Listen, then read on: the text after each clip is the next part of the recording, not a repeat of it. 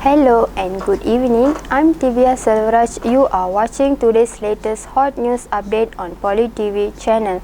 The climate crisis poses an extreme risk to the health and well-being of all children, and actions to tackle them are needed immediately. Britain's most senior pediatrician has said in a major intervention. Dr. Camelia Kingdon, the president of the Royal College of Pediatrics and Child Health (RCPCH), said every adolescent was at grave risk from the physical and mental effects of the climate crisis.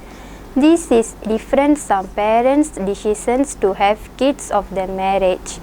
Healthcare professionals were already seeing its impact first, and she added. Air pollution, extreme weather and unprecedented energy costs were having a very real and detrimental effect on millions of children, she said. But as a country, we have our heads in the sand when it comes to the climate crisis. Kingdon added what she described as the rolling back of net zero policy by Rishi Sunak, and said the country's most vulnerable children would be left bearing the greatest burden as a result. Actions need to be taken to address the issue. Rising temperatures around the world as a result of the climate crisis are having a devastating effect on fertility babies and children, multiple studies have found. Scientists have determined the climate emergency is causing, among other adverse outcomes, an increased risk of premature birth and hospitalization of young children as well as weight gain in babies. Research shows pollution can stunt children's lung growth, cause asthma, and affect blood pressure, cognitive abilities, and mental health. And moving on our entertainment news. Media plays a crucial role in the global against climate change, acting as a tool for awareness, advocacy, and policy change. For Fiji, this role becomes even more essential with the country's highland system facing the direct impact of current and future climate change threats. The primary aim of this study was to analyze climate change coverage in the Fiji press. The Times, Fiji's national newspaper, was to identify trends in climate change coverage between January 2004 and December 2010. A quantitative analysis was initially carried out to see the volume of reports, followed by a qualitative look into the context, the thematic values of the news reports.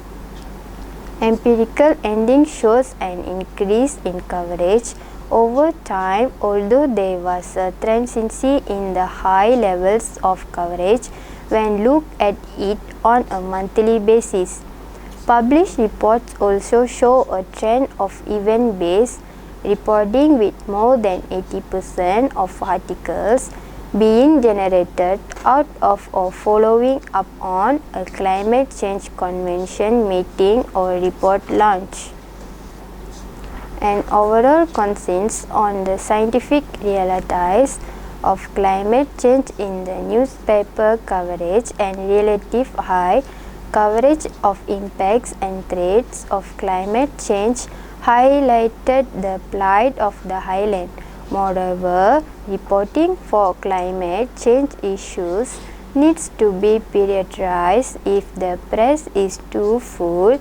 Its role in providing timely information on climate change, generalized training and collaboration with national stakeholders would assist in more effective climate change coverage instead of the great reliance on of events to spark recognition of the major environmental problem.